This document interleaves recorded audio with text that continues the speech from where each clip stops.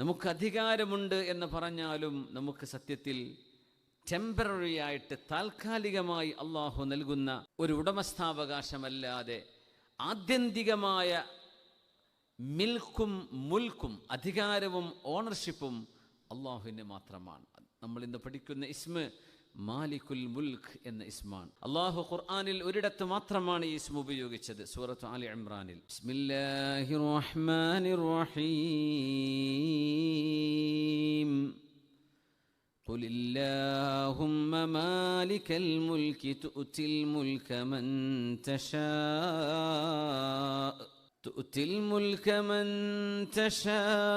تشاء وتنزع الملك ممن تشاء وتعز من تشاء وتذل من تشاء بيدك الخير إنك على كل شيء قدير تولج الليل في النهار وتولج النهار في الليل وتخرج الحي من الميت وتخرج الميت من الحي وترزق من تشاء بغير حساب.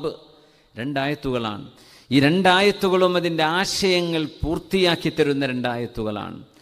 ഖുൽ പറയുക നബിയേ, അല്ലാഹുമ്മ അല്ലാഹുവേ, മാലിക്കൽ മുൽക്ക്, മാലിക്കുൽ മുൽക്ക്, അധികാരത്തിൻ്റെ അധികാരിയായ റബ്ബേ. മുൽക്ക് എന്ന് പറഞ്ഞാൽ പ്രപഞ്ചമെന്നാണ്. മാസിവൽ ബാരി, അള്ളാഹു അല്ലാത്തത് മുഴുവനും അള്ളാഹുവിൻ്റെ മിൽക്കാണ്, അള്ളാഹുവിൻ്റെ മുൽക്കുമാണ്. മിൽക്ക് എന്ന് പറയുമ്പോൾ ഒരു വസ്തുവിൻ്റെ ഉടമസ്ഥാവകാശമാണ്. മിൽക്ക് എന്നത് ഉടമസ്ഥാവകാശമാണ്. മുൽക്ക് എന്ന് പറയുന്നത് അവരുടെ മേലുള്ള അധികാരമാണ്. ഇപ്പോൾ ഒരാളെ ജോലിക്ക് വിളിച്ചു, ആ മനുഷ്യൻ അയാൾക്ക് വേണ്ടി ജോലി ചെയ്യുന്നു, അയാൾ പറഞ്ഞത് കേൾക്കുന്നുവെങ്കിൽ അവിടെ ഒരു മുൽക്കുണ്ട്, ഒരു തരം ഒരു അധികാരമുണ്ട്. നേരെ മറിച്ച് അയാളൊരു അടിമയാണ്, അത് നിങ്ങളുടേതാണ്, ആ മനുഷ്യനെ നിങ്ങൾക്ക് വേണമെങ്കിൽ വിൽക്കാം. അങ്ങനത്തെ ഒരവസ്ഥയുണ്ടെങ്കിൽ നിങ്ങളതിൻ്റെ മാലിക്കാണ്. മലിക്ക് എന്ന് പറയുമ്പോൾ ജോലി നിങ്ങൾക്ക് ചെയ്തു തരുന്നു, അധ്വാനിച്ചു തരുന്നു, പറഞ്ഞത് കേൾക്കണം. പക്ഷെ ആ മനുഷ്യൻ്റെ ശരീരം നിങ്ങൾക്ക് ഉടമസ്ഥപ്പെട്ടതാണോ? അല്ല, അത് മാലിക്കിനാണ്. അള്ളാഹു മാലിക്കാണ്, അള്ളാഹു മലിക്കാണ്. അപ്പം നമ്മുടെ ശരീരത്തിൻ്റെ ഉടമസ്ഥാവകാശം നമുക്കുണ്ടോ? നമ്മുടെ കണ്ണ്, നമ്മുടെ ശരീരം, ഇതിൻ്റെ മിൽക്കിയത്ത് അള്ളാഹു നമുക്ക് നൽകിയിട്ടുണ്ടോ എന്ന് ചോദിച്ചാൽ ഇല്ല എന്നാണ്. അതല്ലാഹു നൽകിയിട്ടുണ്ടെങ്കിൽ നമ്മുടെ മരണവും നമ്മുടെ ശരീരവും നമ്മുടെ ശരീരത്തിൻ്റെ പ്രവർത്തനങ്ങളും നിയന്ത്രിക്കാൻ എനിക്കും നിങ്ങൾക്കും കഴിയണം. ഒരു മനുഷ്യൻ്റെ ശരീരത്തിൻ്റെ ബോഡി സെല്ലുകൾ ക്രമാതീതമായി വർദ്ധിക്കുകയാണ്, നമ്മൾ പറയും ട്യൂമറാണെന്ന് പറയും, നമുക്ക് നിയന്ത്രിക്കാൻ കഴിയില്ല. നമ്മുടെ അധികാരം അള്ളാഹുവിൻ്റെ കയ്യിലാണ്.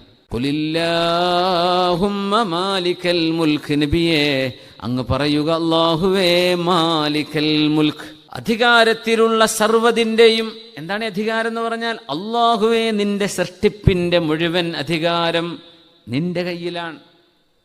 തുഅ്തിൽ മുൽക മൻ തശാഉ വതൻസിഉൽ മുൽക മിമ്മൻ തശാഉ. അല്ലാഹുവേ, നീ ഉദ്ദേശിക്കുന്നവർക്ക് നിന്റെ അധികാരം നീ നൽകുന്നുണ്ട്. നിന്റെ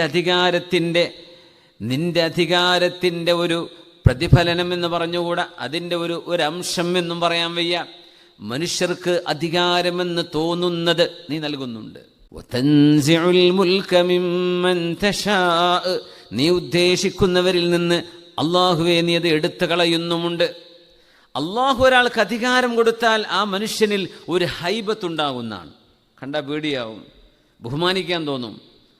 ഒരു മിനിസ്റ്ററാണ്, അടുത്ത ഇലക്ഷനിൽ മുമ്പ് തോറ്റു എന്ന് വിചാരിക്കുക, അവിടെ സാധാരണക്കാരനായി മാറുകയാണ്. തൻസിഉൽ മുൽക മിമ്മൻ തശാ, നീ ഉദ്ദേശിക്കുന്നവരിൽ നിന്ന് അല്ലാഹുവേ നീ അധികാരം പിടിച്ചു വാങ്ങുകയാണ്. നമ്മൾ പറഞ്ഞിട്ടുണ്ട്, ഒരാളും അധികാരം തിരിച്ചു കൊടുക്കാൻ ഇഷ്ടപ്പെടുന്നില്ല. അധികാരം വലിയ ഒരു ലഹരിയാണ്. എന്തുകൊണ്ട് എന്നോട് പറഞ്ഞില്ല എന്നാ മനുഷ്യന്മാർ പറയാം. എന്തുകൊണ്ട് ഞാനത് അറിഞ്ഞില്ല, എന്നോട് പറയണ്ടേ. അധികാരം എന്നത് അള്ളാഹു നൽകുന്നൊരു പരീക്ഷണമാണ്. അധികാരം നൽകപ്പെടുന്നത് എങ്ങനെ ആളുകൾ ഉപയോഗിക്കുന്നു എന്ന് പരീക്ഷിക്കുക മാത്രമാണ് അള്ളാഹുവിൻ്റെ ലക്ഷ്യം. സമ്പത്ത് പോലെ. സമ്പത്ത് അള്ളാഹു നൽകുന്നത് ഒരിക്കലും അള്ളാഹ് ഇഷ്ടപ്പെട്ടത് കൊണ്ടല്ലെന്നാണ് നമ്മൾ പല പ്രാവശ്യം മനസ്സിലാക്കിയിട്ടുണ്ട്. അള്ളാഹുവിൻ്റെ ഇഷ്ടത്തിൻ്റെ ഒരടയാളവുമല്ല അള്ളാഹു പൈസ തരുന്നത്. അതൊരു പരീക്ഷണമാണ്.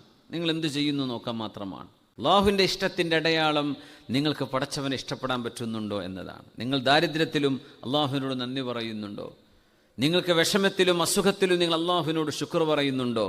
ഉണ്ടെങ്കിൽ നിങ്ങൾ ഏറ്റവും വലിയ മുതലാളിയാണ്.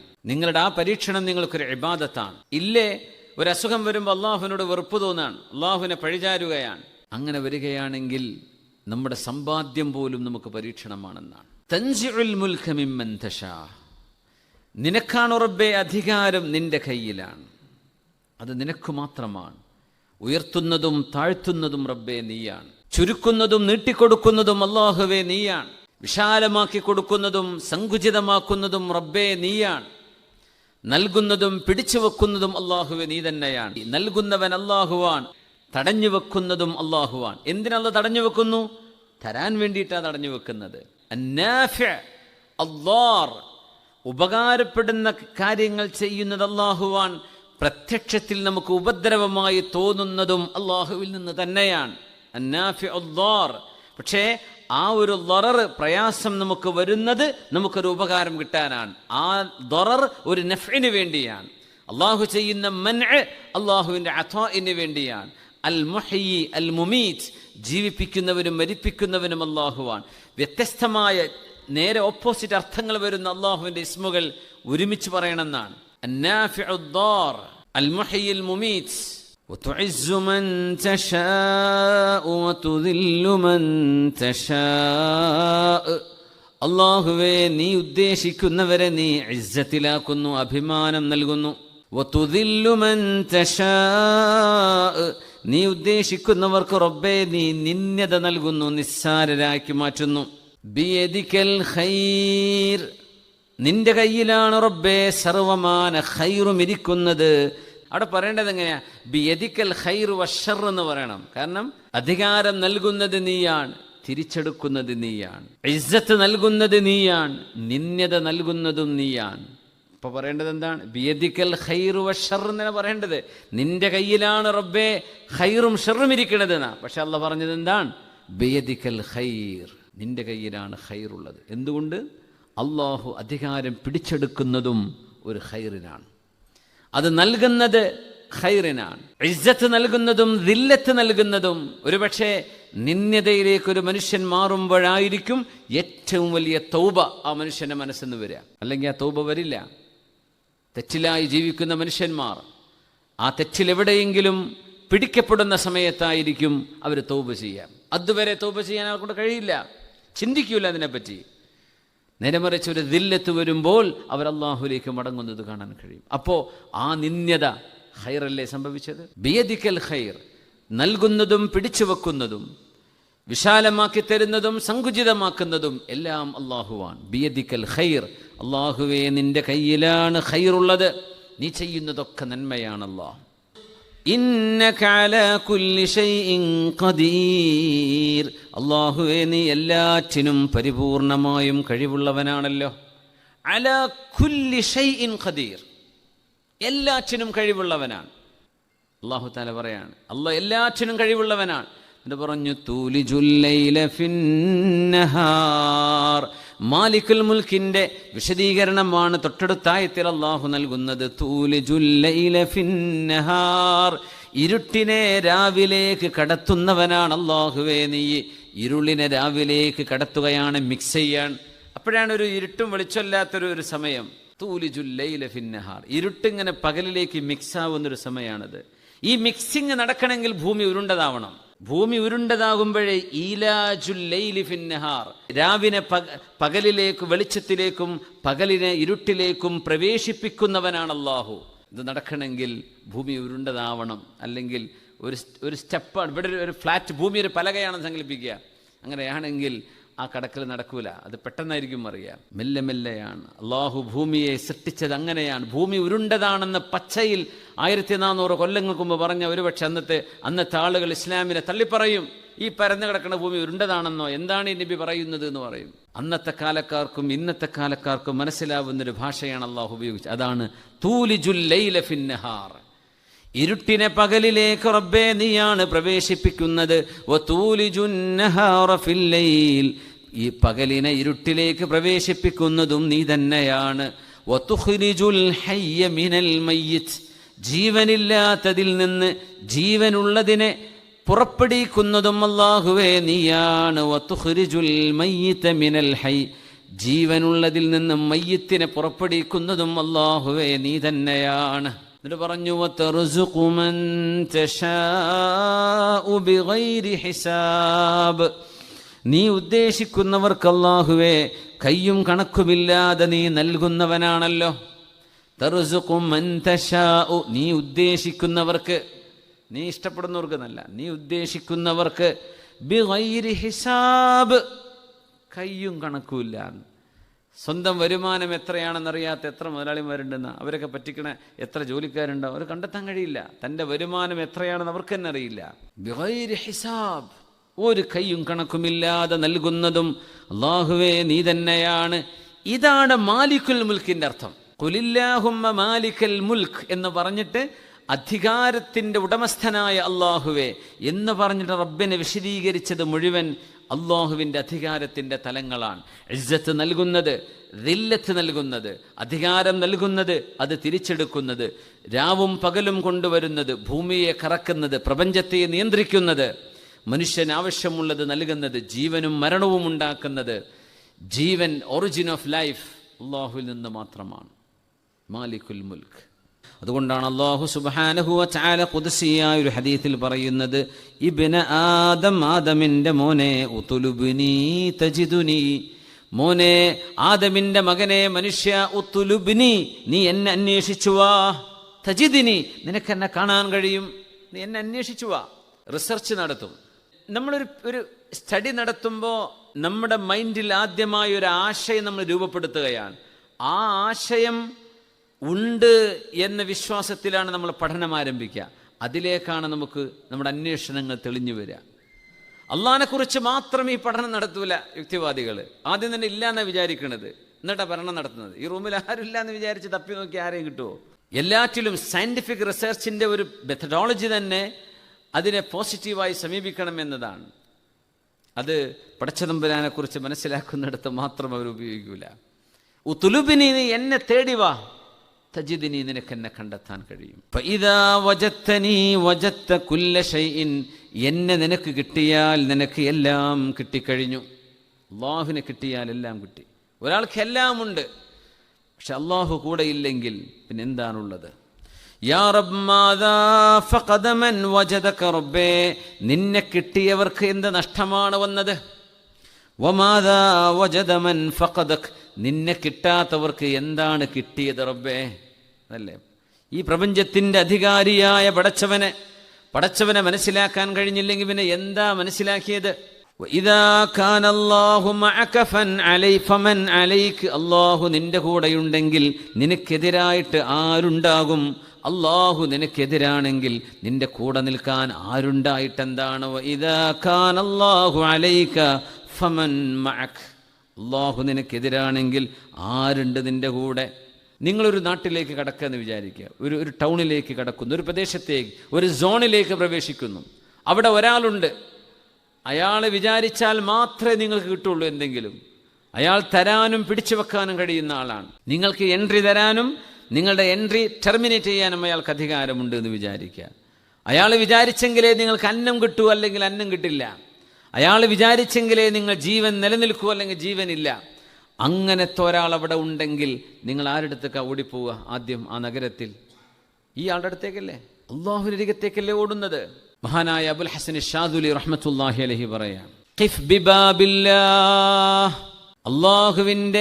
അല്ലാഹുവിന്റെ ബാബിന്റെ അരികത്ത് നീ നിൽക്കണം. ഖിഫ് ബിബാബി മാലിക്കിൽ മുൽക്ക്, അധികാരങ്ങളുടെ അധികാരിയായ അള്ളാഹുവിൻ്റെ മുമ്പിൽ നീ നിൽക്കണം, അള്ളാന്റെ വാതിൽക്കൽ നിൽക്കണം. ലാ ലി അൻ തുഫ്തഹ ലകൽ അബ്വാബ് യുഫ്തഹ ലകൽ അബ്വാബ്. അള്ളാന്റെ വാതിൽക്കൽ വന്ന് നിൽക്കണം. അള്ളാന്റെ വാതിൽക്കൽ വന്ന് എന്തിനെന്നറിയോ? ലാ ലി തുഫ്തഹ ലകൽ അബ്വാബ്.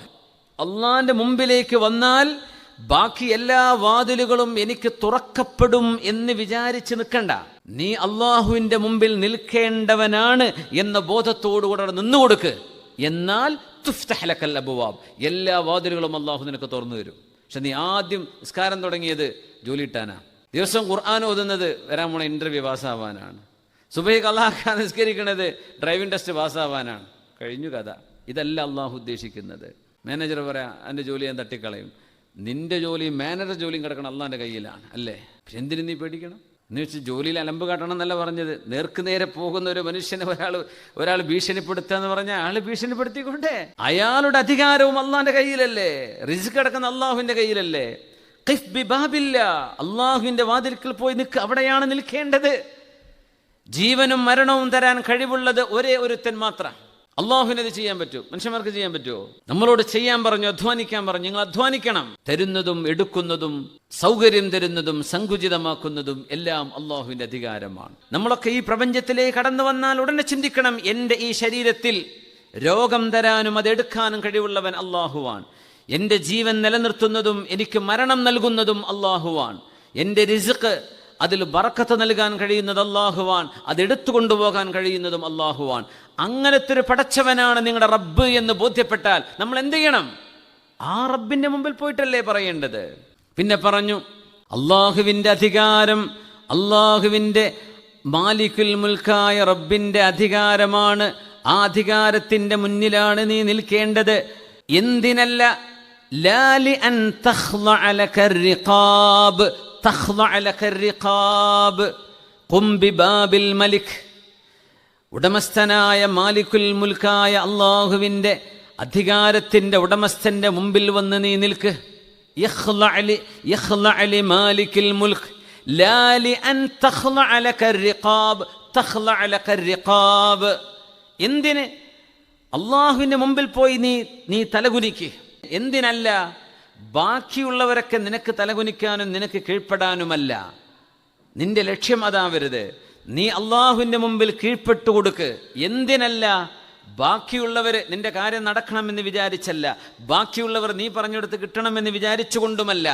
അങ്ങനെ അല്ലാതെ നീ അള്ളാഹുവിൻ്റെ മുമ്പിൽ മാലിക്കുൽ മുൽക്കിൻ്റെ മുമ്പിൽ തലകുനിച്ചാൽ തഖ്ളഅ ലക റിഖാബ്, ബാക്കിയെല്ലാം നിന്റെ മുമ്പിൽ തലകുനിക്കുന്നത് കാണാൻ കഴിയും. നിനക്ക് ചെയ്യുന്നത് അള്ളാഹുവിന് വേണ്ടിയാണ്. അപ്പം നീയത്തിൻ്റെ ഒരു പ്രശ്നമാണ്.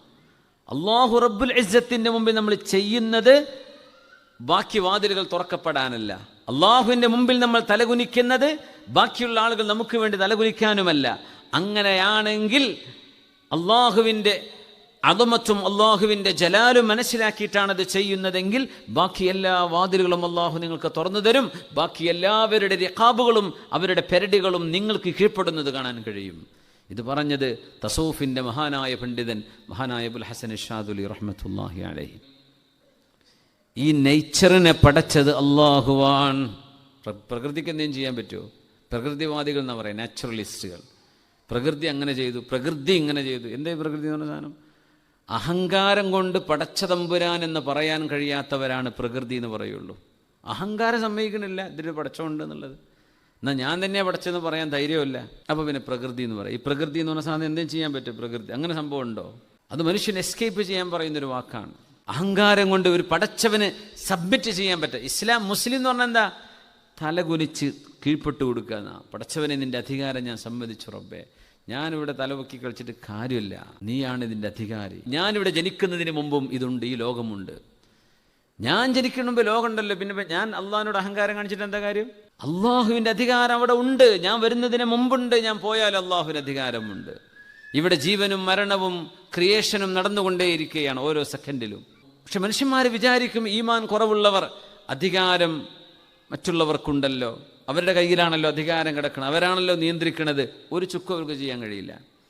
അധികാരം കാണിച്ചുകൊണ്ട് പേടിപ്പിക്കാൻ ഒരാൾ ശ്രമിച്ചാലും ഒരു മുസ്ലിം അതിന് വഴങ്ങേണ്ടതില്ല. എന്തുകൊണ്ട്? അവൻ്റെ കയ്യിലുള്ള അധികാരം എടുത്തു കളയാൻ കഴിയുന്നവനാണ് മാലിക്കുൽ മുൽക്കായ അള്ളാഹു. പിന്നെ ഇവനെന്ത് ചെയ്യാൻ പറ്റും? അവനൊരു മരണം വന്നാൽ അവൻ്റെ അധികാരം കൊണ്ട് അതിലെടുത്തു മാറ്റാൻ പറ്റുമോ?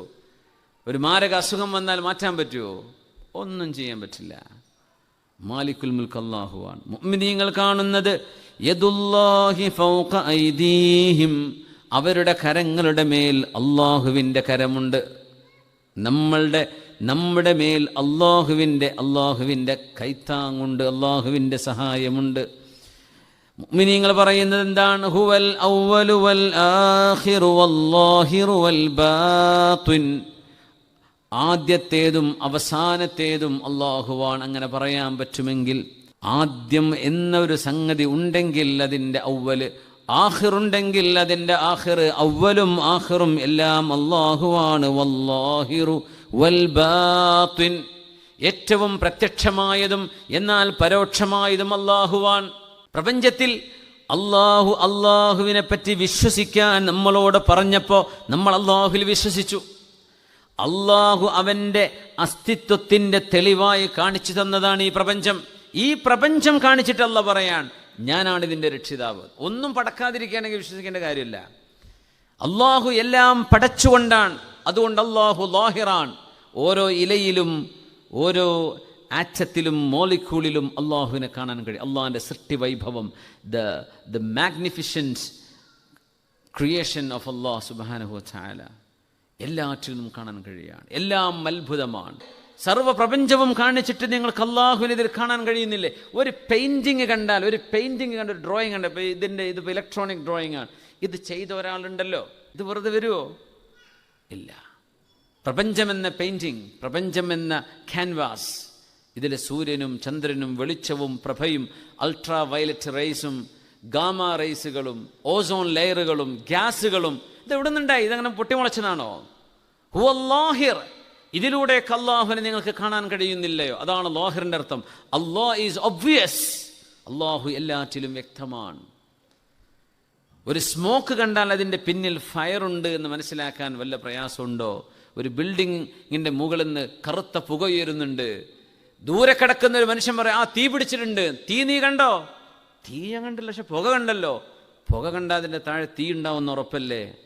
ഈ ബുദ്ധിയെ അള്ളാഹുവിനെ മനസ്സിലാക്കാൻ വേണ്ടു. ഈ സൂര്യനും പ്രപഞ്ചവും വെളിച്ചവും നിലാവും നക്ഷത്രവും മന്ദമാരുതനും ചൂടും തണുപ്പും കാറ്റും പൊടിക്കാറ്റും ഇതൊക്കെ എങ്ങനെ ഉണ്ടാകുന്നു? ഇതിനൊരാൾ വേണ്ടേ? ഇത് വെറുതെ ഉണ്ടാവുമോ? അള്ളാഹ്ക്ക് കോഴിമുട്ടല്ലാതെ കോഴി ഉണ്ടാക്കാൻ പറ്റും. അതിന് തന്നെ അള്ളാഹുവിനെ പറ്റി ഇന്നല്ലാഹ അലാ കുല്ലി ഷൈഇൻ ഖദീർ എന്ന് പറയുന്ന അർത്ഥം തന്നെ അതാണ്. അല്ലാഹു ഖാലിഖു കുല്ലി ഷൈഇൻ വഹുവ അലാ കുല്ലി ഷൈഇൻ വകീൽ. അല്ലാഹു ഖാലിഖു കുല്ലി ഷൈഇൻ, എല്ലാ വസ്തുക്കളുടെ. എന്താ ഈ വസ്തുവിന് അറബിയിൽ ഷൈ എന്ന് പറയാൻ കാരണം എന്താ? ഷാഅ യശാഉ, ഉദ്ദേശിക്കുമ്പോൾ, അള്ളാഹു ഉദ്ദേശിക്കുമ്പോൾ ഉണ്ടായത് എന്നർത്ഥം കിട്ടാനാണ് വസ്തുവിന് ഷൈ എന്ന് തന്നെ പറയാൻ കാരണം. ഷൈ എന്ന് പറഞ്ഞാൽ വസ്തു എന്നാണ്. ഈ വസ്തു ഉണ്ടായത് എപ്പോഴാണ്? മാഷാ അല്ലാഹു ഖാൻ വമാ ലം യശഅ ലം യകുൻ. മാഷാ അല്ലാഹു ഖാൻ, അള്ളാഹു എന്തുദ്ദേശിച്ചുവോ അതുണ്ടായി. വമാ ലം യശഅ ലം യകുൻ, അള്ളാഹു ഉദ്ദേശിക്കാത്തത് ഉണ്ടായതും ഇല്ല. വലാ യുശ്രികു ഫീ ഹുക്മിഹി അഹദാ, അള്ളാഹുവിൻ്റെ അധികാരത്തിൽ ആരെയും അള്ളാഹു കൂട്ടിന് ചേർത്തിട്ടില്ല. അള്ളാഹുവിൻ്റെ അധികാരം റബ്ബിന് മാത്രമാണ്. അള്ളാഹുവിൻ്റെ അധികാരത്തിൽ ഒരാൾക്കും അതിൽ പങ്കില്ല. സാധാരണക്കാരനില്ല, ഒരു വലിയനുമില്ല, ഒരു നബിക്കുമില്ല, ഒരു മലക്കിനുമില്ല, ജിബ്രീൽ അലൈഹിസ്സലാമിന് പോലും അള്ളാഹുവിൻ്റെ അധികാരത്തിൽ പങ്കില്ല. അത് റബ്ബിന് മാത്രമാണ്. അതുകൊണ്ടാണ് നബി സല്ലല്ലാഹു അലൈഹി വസല്ലമ തങ്ങൾ വലിയൊരു അധ്യായം നമ്മെ പഠിപ്പിച്ചത് ദീർഘമായ ഹദീസിൽ, വഅലം, അറിയണം, അന്നൽ ഉമ്മത ലവിജ്തമഅത് അലാ അൻ യദുറൂക ബിശൈഇൻ ലൻ യദുറൂക ഇല്ലാ ബിശൈഇൻ ഖദ് കതബഹു അല്ലാഹു അലൈക. ലോകത്തുള്ള മനുഷ്യർ മുഴുവനും ഭൂതങ്ങളായ ഭൂതങ്ങൾ മുഴുവനും ഒരുമിച്ച് ചേർന്ന് നീ എന്ന ഒരു മനുഷ്യന് ഉപകാരം ചെയ്യണമെന്ന് കരുതിയാൽ ലൻ യൻഫഊക ഇല്ലാ ബിശൈഇൻ ഖദ് കതബഹു അല്ലാഹു ലക, അള്ളാഹു നിനക്ക് സംഭവിക്കണം എന്ന്, നിനക്കനുകൂലമായി നിനക്ക് ഉപകാരപ്പെടുന്ന ഒരു കാര്യം അള്ളാഹു നടക്കണം എന്ന് തീരുമാനിച്ചത് മാത്രമേ നടക്കൂ. ഇവരൊന്നും വിചാരിച്ചിട്ട് കാര്യമില്ല. അതേപോലെ ലോകത്തുള്ള സർവരും കൂടിയിട്ട് നിന്നെ ഉപദ്രവിക്കണമെന്ന് വിചാരിച്ചു എന്നിരിക്കട്ടെ, എല്ലാവരും കച്ചകെട്ടിറങ്ങി, എല്ലാവരും ഇറങ്ങി, സർവ്വ സോഷ്യൽ മീഡിയയും നിയമ നടപടികൾ തുടങ്ങി. എന്തു തന്നെ സംഭവിച്ചാലും ലൻ യദുറൂക ഇല്ലാ ബിശൈഇൻ ഖദ് കതബഹു അല്ലാഹു അലൈക്, അള്ളാഹു നിനക്ക് സംഭവിക്കണം എന്ന് വിചാരിച്ച ഒരു ഖളാ ഉണ്ടെങ്കിൽ മാത്രമേ അവിടെ എന്തെങ്കിലും നടക്കൂ. ഇവരാരും വിചാരിച്ചിട്ടും കാര്യമില്ല. എന്നിട്ട് പറഞ്ഞു റുഫിഅത്തിൽ അഖ്ലാം വജഫത്തിസ് സുഹഫ്, എന്തൊക്കെ നടക്കണം നടക്കണ്ട എന്ന് അള്ളാഹു തീരുമാനിച്ചുറപ്പിച്ചു കഴിഞ്ഞു. മഷി വറ്റിക്കഴിഞ്ഞു, പേനകൾ ഉയർത്തപ്പെട്ടു കഴിഞ്ഞു. റുഫിഅത്തിൽ അഖ്ലാം, the pens have been lifted and the ink has dried out. മഷി ഉണങ്ങിക്കഴിഞ്ഞു, പേനകൾ ഉയർത്തപ്പെട്ടു. ഇതാണ് മുഅ്മിനായ മനുഷ്യന്റെ തവക്കുൽ. എന്തുകൊണ്ട്? അല്ലാഹു മാലിക്കുൽ മുൽക്കാണ്. ഇമാമന ഗസാലി റഹ്മത്തുള്ളാഹി അലൈഹി അസ്മാഉകൾക്ക് ശർഹ് ചെയ്തിട്ടുണ്ട്. ഇമാം ഗസാലി തങ്ങളതിനെ സംബന്ധിച്ച് പറഞ്ഞത് ഹുവല്ലദീ തൻഫദു മശീഅതുഹു ഫീ മംലകതിഹി കൈഫ യശാഉ വകമാ യശാഉ. ആരാണ് മാലിക്കുൽ മുൽക്കായ അല്ലാഹു എന്നറിയുമോ? അല്ലദീ തൻഫദു മശീഅതുഹു ഫീ മംലകതിഹി, തൻ്റെ അധികാര കേന്ദ്രത്തിൽ എന്ന് പറഞ്ഞാൽ അല്ലാഹുവിൻ്റെ സൃഷ്ടികളിൽ മുഴുവനും അവൻ്റെ ഉദ്ദേശമാണ് നടപ്പാകുന്നത്. കൈഫ യശാഉ വകമാ യശാ, എങ്ങനെ ഏതൊക്കെ രീതിയിൽ അല്ലാഹു ഇവിടെ ഇടപെടാൻ തീരുമാനിക്കുന്നുണ്ടോ ഉദ്ദേശിക്കുന്നുണ്ടോ അതെല്ലാം നടക്കുന്ന ഒരു ലോകമാണ് അല്ലാഹുവിൻ്റെ ലോകം. അവിടെയാണ് ഞാൻ നിങ്ങളൊക്കെ ജീവിക്കുന്നത്. പിന്നെ ഇവിടെ ഭയപ്പെടേണ്ടത് ആരെയാണ്? അല്ലാഹുവിനെയാണ്. മൻ ഖാഫല്ലാഹ് ഖാഫഹു കുല്ലു ഷൈ, അല്ലാഹുവിനെ ഒരാൾ ഭയപ്പെട്ടാൽ ആ മനുഷ്യനെ എല്ലാവരും ഭയപ്പെടുന്നതാണ്. എന്നിട്ട് അല്ലാഹ് പറയുന്നു അന മലിക്കുൽ മുലൂക്, രാജാക്കന്മാരുടെ രാജാവ് ഞാനാണ്. ഇത് ഖുദ്സിയായ ഹദീസാണ്. അന മലിക്കുൽ മുലൂക് വമാലിക്കുൽ മുലൂക്, ഞാൻ രാജാക്കന്മാരുടെ രാജാവാണ്, രാജാക്കന്മാരുടെ ഉടമസ്ഥനുമാണ്. ഖുലൂബുൽ മുലൂകി ബിയദി, രാജാക്കന്മാരുടെ ഹൃദയങ്ങളെല്ലാം എൻ്റെ കയ്യിലാണ് കിടക്കുന്നത്. ഭരണാധികാരികളുടെ ഹൃദയം എൻ്റെ കയ്യിലാണ്.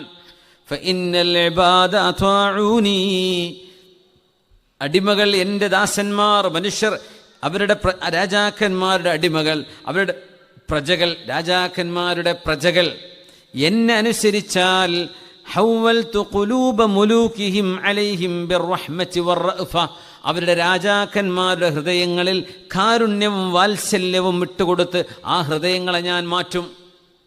ജനങ്ങൾ അല്ലാഹ് പറഞ്ഞ പോലെ ജീവിച്ചാൽ ഭരണാധികാരികൾ അവർക്ക് അനുകൂലമായി അവരോട് കാരുണ്യം കാണിക്കുന്ന രീതിയിലേക്ക് വരും.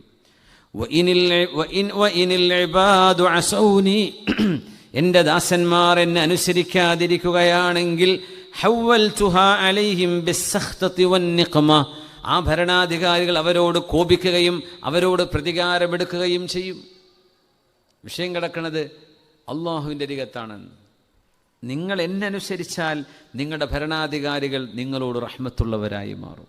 നിങ്ങൾ എന്നെ അനുസരിക്കാതിരുന്നാൽ നിങ്ങളുടെ ഭരണാധികാരികൾ നിങ്ങൾക്ക് വിരുദ്ധമായി ചെയ്യുന്നത് കാണാൻ കഴിയും.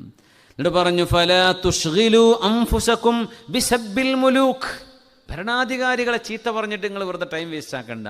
വദുഉ ലഹും ബിസ്സലാഹ്, അവർക്ക് നന്മ വരാൻ വേണ്ടി ദുആ ചെയ്തോളൂ, അവർ നന്മയുടെ ആളുകളാവട്ടെ എന്ന് ദുആ ചെയ്തു കൊടുക്കുക. അവരെ ചീത്ത പറഞ്ഞിട്ട് കാര്യമില്ല. ഫഇന്ന സ്വലാഹഹും ബിസ്വലാഹിക്കും, അവർ നന്നാവുന്നത് നിങ്ങൾ നന്നാവുമ്പോഴാണ്. അവർ ചീത്ത പറഞ്ഞിട്ട് കാര്യമില്ല, നിങ്ങൾ നന്നായ പ്രശ്നം തീരുന്നതേ ഉള്ളൂ. ഇതിൻ്റെയൊക്കെ നിയന്ത്രണം എൻ്റെ കയ്യിലാണ്. അതാണ് അല്ലാഹു തആല പറയുന്നത്. നാളെ പടച്ചറമ്പുരാൻ ഒരു ചോദ്യം ചോദിക്കും, ലിമനിൽ മുൽകുൽ യൗം ലില്ലാഹിൽ വാഹിദിൽ ഖഹാർ, ഇന്നത്തെ അധികാരം ആർക്കാണ്? ഇന്നത്തെ അധികാരം സർവേശ്വരനായ അള്ളാഹുവിനാണ്. അവ ഇന്നലത്തെ അധികാരം ആർക്കായിരുന്നു? അത് അള്ളാഹ് തന്നെയല്ലേ.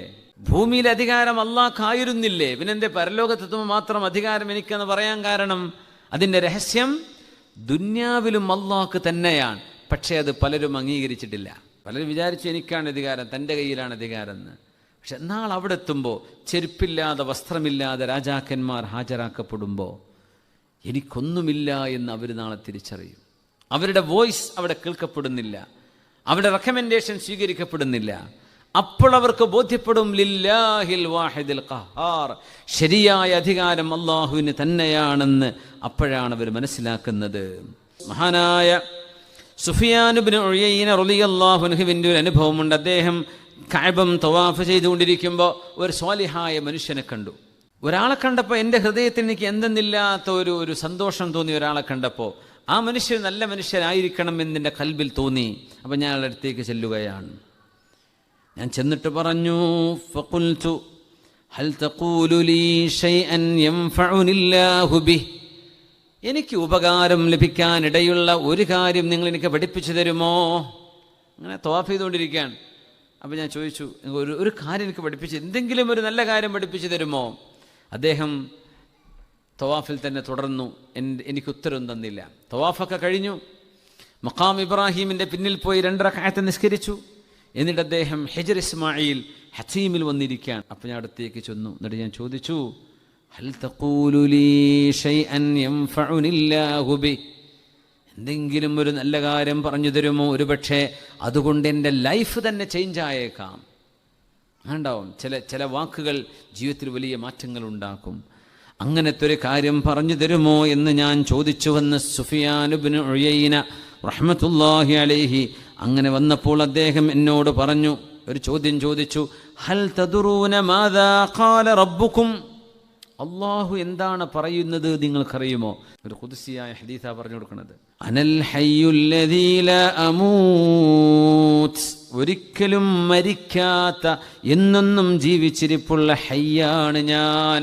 അല്ലാഹു പറയാണ്, ഞാൻ മരിക്കൂല. നിങ്ങളൊക്കെ മരിക്കും. ഒരു ഓപ്പറേഷൻ കൈപ്പിഴ പറ്റിയാൽ മരിക്കും. അജലെത്തി എന്തായാലും മരിക്കും. അപ്പോൾ ഒരുപക്ഷെ അതിനൊരു അജലെത്താൻ കാരണം ഒരു ആക്സിഡൻ്റ് ആയിരിക്കാം, ഒരു ഓപ്പറേഷൻ കൈപ്പിഴയായിരിക്കാം, മരുന്ന് കുടിക്കാൻ മറന്നതായിരിക്കാം, അങ്ങനെയൊക്കെ വരാം. പെട്ടെന്നുണ്ടായ ഒരു ആഘാതമായിരിക്കാം. അല്ലാഹു മരിക്കൂല. അനൽ ഹയ്യുല്ലദീ ലാ അമൂത്, ഒരിക്കലും മരിക്കാത്ത ഹയ്യാണ് ഞാൻ. ഹലുമ്മു അതീഊനി, നിങ്ങൾ എന്നെ വന്ന് അനുസരിച്ചേക്കണം. അജ്അലുകും അഹ്യാഅൻ ലാ തമൂതൂൻ, നിങ്ങൾക്ക് ഞാൻ മരണമില്ലാത്ത ജീവിതം തരാം. നിങ്ങൾ മരിച്ചാലും നിങ്ങൾ ജീവിച്ചു കൊണ്ടിരിക്കും എന്നെ അനുസരിച്ചാൽ. അലിമീങ്ങൾ, സാദാത്യങ്ങൾ, ഔലിയാക്കന്മാർ, അവരൊക്കെ മുഅ്മിനീങ്ങളുടെ ഹൃദയത്തിൽ ജീവിക്കാൻ എന്തേ അവർ ചെയ്തത്? അവർ അള്ളാഹുവിനനുസരിച്ച് ജീവിച്ചു എന്ന് മാത്രമാണ്. അള്ളാഹുവിനനുസരിച്ച് ജീവിച്ചതിൻ്റെ പേരിൽ അവർ ജീവിക്കുകയാണ്. അപ്പം മരണത്തിന് ശേഷം നിങ്ങൾക്കൊരു ജീവിതം വേണമോ? എല്ലാവരും മരിക്കും, നിങ്ങൾക്കും മരണമുണ്ട്. പക്ഷേ ആ മരണത്തോടുകൂടെ നിങ്ങളുടെ ലെഗസി അവിടെ അവസാനിക്കുന്നില്ല. നിങ്ങൾക്ക് അതിനുശേഷം ഒരു ജീവിതം വേണമെന്നുണ്ടോ? ഹലുമ്മു അതീഊനി, എന്നെ വന്ന് അനുസരിക്കണമേ. അല്ലാഹു പറയാൻ, അജ്അലുകും അഹ്യാഅൻ ലാ തമൂതൂൻ, മരണമില്ലാതെ നിങ്ങൾക്ക് ഞാൻ ജീവൻ തരാം. മരണത്തിന് ശേഷമുള്ള സൽകീർത്തി, നല്ല പേര് മരണത്തിന് ശേഷമുള്ള ജീവിതമാണ് എന്ന് മഹാന്മാർ പറയും. മരണത്തിന് ശേഷം ഒരു നല്ല പേര് നമുക്കുണ്ടാവുക, ഒരു പേരുണ്ടാവുക, ആളുകൾ നമ്മളെ ഓർത്ത് ദുആ ചെയ്യുന്ന അവസ്ഥയുണ്ടാകുന്നത് നമ്മുടെ മരണശേഷം കിട്ടുന്ന മറ്റൊരു ജീവിതമാണ്. അനൽ മലിക്കുല്ലദീ ലാ അസൂൽ, ഹലുമ്മു അതീഊനി അജ്അലുകും മുലൂകൻ ലാ തസൂലൂൻ. എന്നിട്ട് അല്ലാഹു പറയുന്നു, അനൽ മലിക്കുല്ലദീ ലാ അസൂൽ, ഒരിക്കലും അധികാരം നഷ്ടപ്പെടാത്ത അധികാരിയാണ് ഞാൻ. എൻ്റെ കയ്യിലാണ് അധികാരം, അതാർക്കും എടുക്കാൻ കഴിയില്ല. ഹലുമ്മു അതീഊനി, നിങ്ങൾ എന്നെ അനുസരിച്ചേക്കണമേ. അജ്അലുകും മുലൂകൻ ലാ തസൂലൂൻ, നിങ്ങൾക്ക് ഞാൻ അധികാരം തരും. ആ അധികാരം ഒരിക്കലും നീങ്ങിപ്പോവുകയില്ല. നീങ്ങിപ്പോകാത്ത അധികാരം ഞാൻ തരാം. നിങ്ങൾ എന്നെ അനുസരിക്കണമേ. ഞാനാണ് ജീവിച്ചിരിക്കുന്നവൻ, നിങ്ങൾക്ക് മരണമില്ലാത്ത ജീവിതം ഞാൻ തരാം. നിങ്ങൾ എന്നെ അനുസരിക്കണമേ എന്ന് ആ മനുഷ്യൻ എന്നോട് ഉപദേശിച്ചുവെന്ന് സുഫിയാൻ ഇബ്നു ഉയൈന റഹ്മത്തുള്ളാഹി അലൈഹി. റസൂലുള്ളാഹി തങ്ങൾ പറഞ്ഞു, യതുവില്ലാഹുസ് സമാവാതി യൗമൽ ഖിയാമ, അന്ത്യനാളിൽ അല്ലാഹു ആകാശ ലോകങ്ങളെ ചുരുട്ടിപ്പിടിക്കും. സുമ്മ യഖുദുഹുന്ന ബിയദിഹിൽ യുംന, അല്ലാഹുവിൻ്റെ യുംനയായ കയ്യിൽ, വലത് കയ്യിൽ, വക്കിൽതാ യദാഹു യമീനതാൻ, അല്ലാഹുവിൻ്റെ കയ്യിൽ അതിനെ ചുരുട്ടിപ്പിടിക്കും. എന്നിട്ട് പറയും, അനൽ മലിക്, ഞാനാണ് രാജാവ്. ഐനൽ ജബ്ബാറൂൻ, ധിക്കാരികളായ ആളുകൾ എവിടെ? ഐനൽ മുതകബ്ബിറൂൻ, അഹങ്കാരികൾ എവിടെ? എന്നിട്ട് അള്ളാഹു സർവമാനഗോളങ്ങളെയും ഭൂമിയെയും അള്ളാഹുവിൻ്റെ ഷിമാലിൽ ചുരുട്ടിപ്പിടിച്ചുകൊണ്ട് ചോദിക്കും, അനൽ മലിക്, ഞാനാണ് രാജാവ്, ഐനൽ ജബ്ബാറൂന ഐനൽ മുതകബ്ബിറൂൻ. അള്ളാഹുവിനെ അനുസരിക്കാനും അംഗീകരിക്കാനും മനസ്സ് വരാതെ അഹങ്കരിച്ച ആളുകൾ ആരൊക്കെയാണ്, എവിടെയാണ്? ആരും അതിന് ഉത്തരം പറയുന്നില്ല. എല്ലാവരും മിണ്ടാതിരിക്കുകയാണ്. ഈ ചോദ്യത്തിന് മറുപടി വരില്ല. വഖശഅത്തിൽ അസ്വാതു ലിർറഹ്മാൻ ഫലാ തസ്മഉ ഇല്ലാ ഹംസാ. തേങ്ങലും വിങ്ങലുമല്ലാതെ നാളെ പരലോകത്ത് ആരുടെയും ശബ്ദം പുറത്തു കേൾക്കില്ല. കോടിക്കണക്കിന് ആളുകൾ, ബില്യൺ കണക്കിന് ആളുകൾ മഹ്ശറിൽ നിൽക്കുന്നത് നിങ്ങൾ സങ്കല്പിക്കുക. വഖശഅത്തിൽ അസ്വാതു ലിർറഹ്മാൻ, കാരുണ്യവാൻ അവിടെ സംസാരിക്കാൻ തുടങ്ങുമ്പോൾ ഖശഅത്തിൽ അസ്വാത്, ഒരു ശബ്ദവും അവിടെ ഉണ്ടാവില്ല. പിൻ ഡ്രോപ്പ് സൈലൻസ്, ഒരു പിന്ന് വീണാൽ അവിടെ കേൾക്കാം, അങ്ങനത്തെ സൈലൻസ്. ഫലാ തസ്മഉ ഇല്ലാ ഹംസാ, മനുഷ്യന്റെ ശ്വാസമല്ലാതെ തേങ്ങലല്ലാതെ മറ്റൊന്നും അവിടെ കേൾക്കാനില്ല. വമാ റബ്ബുക ബിളല്ലാമിൽ ലിൽ അബീദ്, നാളെ അല്ലാഹു ആരെയും അതിക്രമം ചെയ്യുന്നവനല്ല, ഒരാളോടും അല്ലാഹു അനീതി ചെയ്യുന്നവനല്ല. വനദഉൽ മവാസീനൽ ഖിസ്ത ലിയൗമിൽ ഖിയാമ ഫലാ തുദ്ലമു നഫ്സുൻ ഷൈആ, കൃത്യമായ നീതിയുടെ തുലാസ് അല്ലാഹു നാട്ടുകയും ആ തുലാസിൽ വെച്ചുകൊണ്ടാണ് മനുഷ്യന്റെ കർമ്മങ്ങളെ അല്ലാഹു തൂക്കി നോക്കുന്നത്. ഫലാ തുദ്ലമു നഫ്സുൻ ഷൈആ, ഒരാളോടും ഒരു അനീതിയുമെന്ന് കാണിക്കപ്പെടുന്നതല്ല. അൽ മുൽക്കു യൗമഇദിനിൽ ഹഖ്ഖു ലിർറഹ്മാൻ വകാന യൗമൻ അലൽ കാഫിരീന അസീറാ. അൽ മുൽക്കു യൗമഇദിനിൽ ഹഖ്, അള്ളാഹുവിൻ്റെ അധികാരം അന്ന് സത്യമാണ്, യാഥാർത്ഥ്യമാണ്, അത് അള്ളാഹുവിൻ്റെ മാത്രമാണ്. ലിർറഹ്മാൻ, അന്നത്തെ യഥാർത്ഥമായ അധികാരം കാരുണ്യവാന് മാത്രമാണ്. വകാന യൗമൻ അലൽ കാഫിരീന അസീറാ, അള്ളാഹുവിനെ നിഷേധിക്കുന്ന നിഷേധികൾക്ക് അത് വല്ലാത്ത പ്രയാസമുള്ള ദിവസമാണ്, അത് എളുപ്പമല്ല. അള്ളാഹുവിൻ്റെ റഹ്മത്ത് ആ അധികാരത്തിൻ്റെ കൂടെയുണ്ട് എന്ന് നമ്മൾ മനസ്സിലാക്കണം. അള്ളാഹു മാലിക്കുൽ മുൽക്കാണെന്ന് പറയുമ്പോഴും അവിടെയും റഹ്മത്ത് കൂടെയുണ്ട്. അൽ മുൽക്കു യൗമഇദിനിൽ ഹഖ്ഖു ലിർറഹ്മാൻ, അന്നത്തെ ഹഖായ അധികാരം കാരുണ്യവാനാണ്. അതുകൊണ്ട് റബ്ബിൻ്റെ റഹ്മത്ത് അവൻ്റെ അധികാരത്തിൽ പ്രതിഫലിക്കുകയാണ്.